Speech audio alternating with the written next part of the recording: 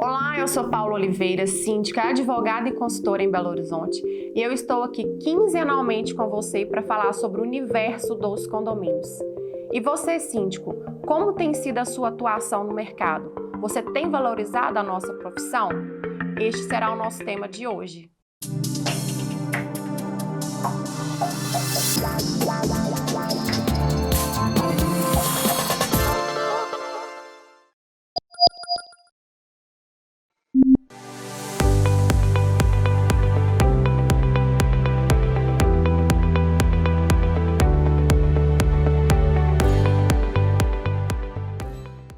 Concorrências desleais, falta de qualificação, precificação dos honorários, o mercado com muitos desafios e com necessidades severas de mudanças.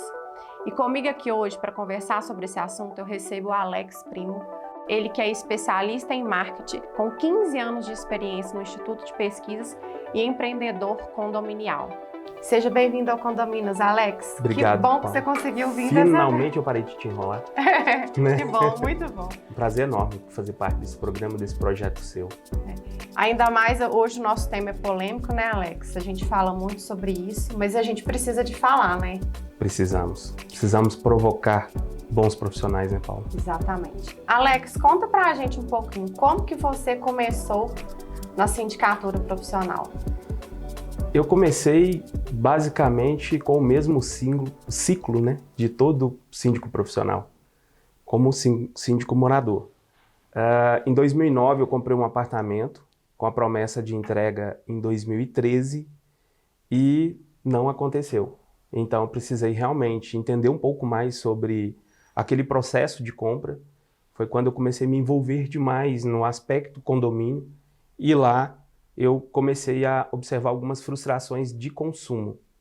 Era um apartamento de área privativa, tinha uma caixa de gordura e uma de sabão. Dentro do seu apartamento? Dentro da área privativa. Ah, tá. E ali na época eu disse o seguinte, olha, eu preciso que essas caixas sejam retiradas. Eu tinha um projeto arquitetônico ali para trabalhar. E aí o engenheiro disse, não é possível. Foi quando eu comecei a estudar sobre engenharia e jurídico também, né? O direito, de alguma forma, para entender em que momento que eu estava. E ali eu comecei a chamar muitas atenções, no plural mesmo, porque muitos outros proprietários também estavam com o mesmo problema. E a partir desse momento eu vi que a administração do condomínio também não estava indo por um caminho muito, com um futuro muito bom. Me aproximei da administração e aí todo mundo que se aproxima de um síndico em exercício acaba se tornando síndico. Foi o que aconteceu comigo. E a gente já conversou muito, porque a gente se conheceu lá atrás, né, Alex? Sim. Porque você também, eu comecei em 2015, você é um pouco antes, mas a gente percebeu, assim, inclusive uma mudança grande no mercado de lá para cá, né? A gente conversa muito sobre isso. Os síndicos lá atrás, os da nossa geração e os que estão chegando agora. Qual que é a sua visão em relação a... Olha, tem um descompasso muito interessante de ser estudado, né, no mercado. Naquela época, por exemplo, aí eu gosto de balizar da seguinte forma. Você tem as construtoras, os padrões construtivos, as necessidades sociais de moradia, a evolução da própria legislação, de normas. Então, vamos pensar que nós temos, antes de 64, quando surgiu efetivamente a legislação condominial. Então, mas o condomínio já existia. Então, como era administrado? Percebe que é uma linha cultural. Naquela época era o síndico que trocava o seu trabalho por uma isenção condominial, fazia quando dava. Depois veio uma legislação, então assim, você tem uma segunda geração, de 64 até 2002. Da mesma forma que a legislação ela evoluiu, veio também os padrões construtivos e terrenos cada vez menos disponíveis para atender a demanda social. Tá vendo que a gente está num contexto social. De 2002 para cá também teve uma outra transformação, que eu entendo que é a nossa geração, né, Paulo? Nós estamos de 2002 para cá.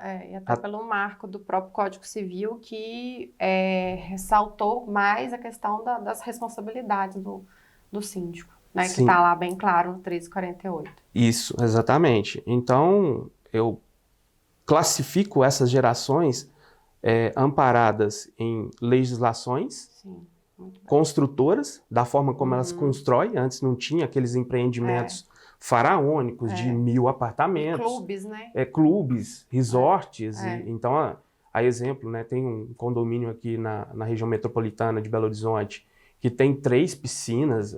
Você não sabe se está num resort, de fato, no litoral brasileiro, ou se está dentro de um ambiente de moradia.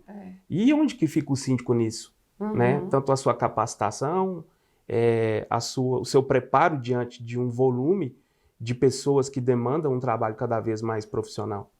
Então é dessa forma que eu classifico essas gerações. E hoje nós temos uma nova geração formando, que é uma geração pós-pandemia. Né? Então, e assim, a questão é uma profissão que você consegue entrar porque você não tem que ter uma qualificação, não é te exigido ter uma formação de graduação, né? Assim, para você atuar, é necessário? Né? Porque é uma gestão profissional, você tem que ter embasamento teórico, sim, né? Você tem que ter conhecimento.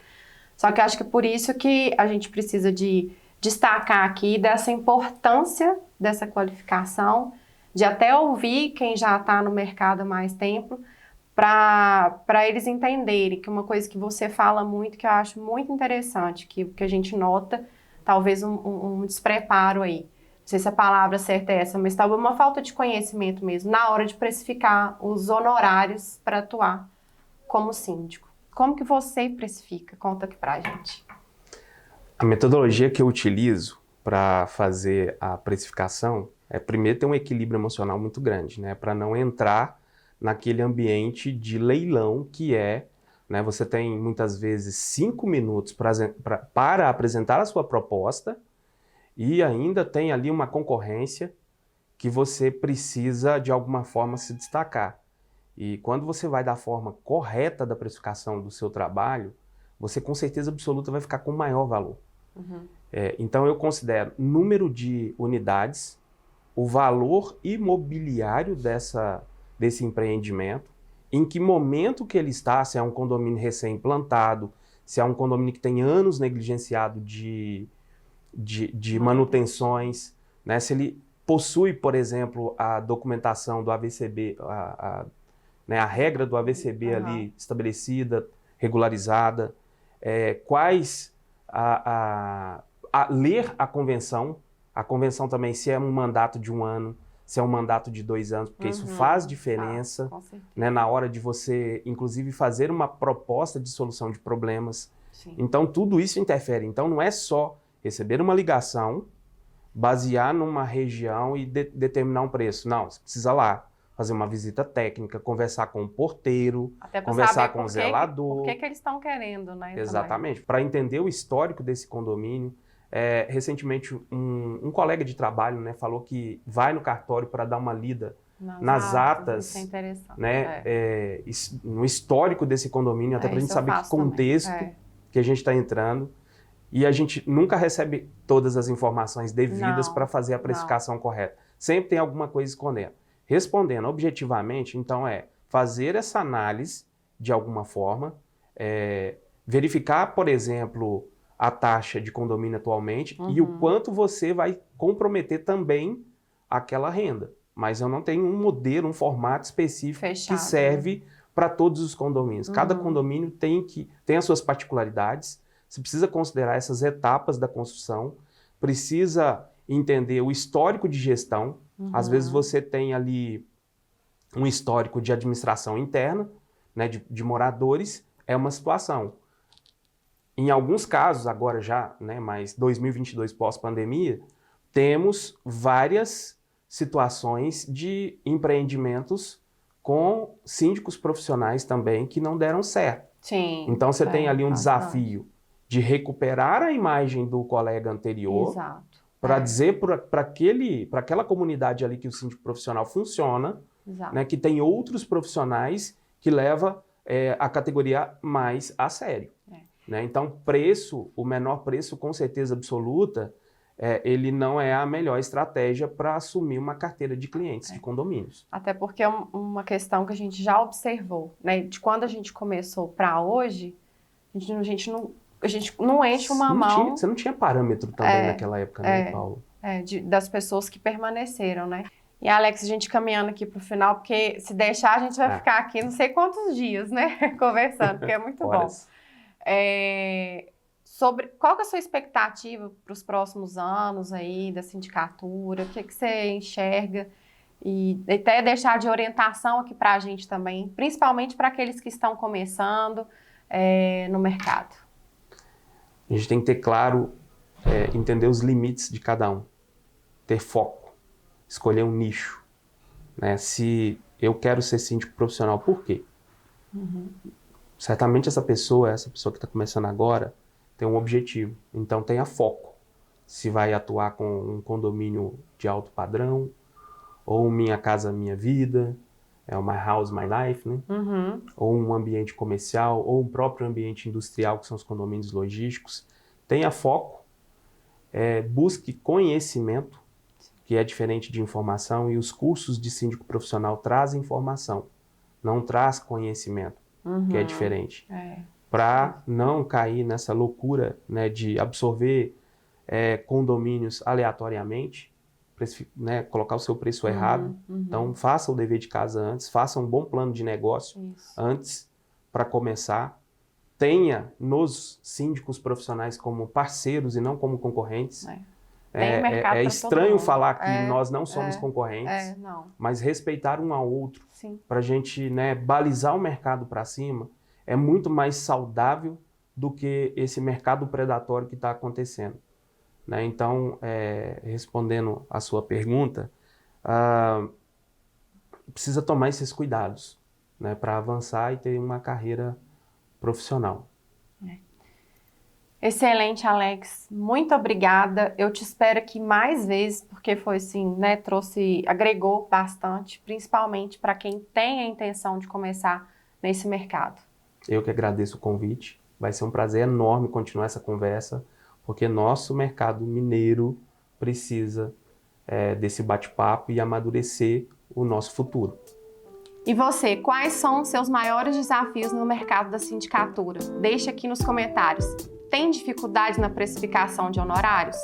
Eu estou aqui quinzenalmente e também nas plataformas de podcast.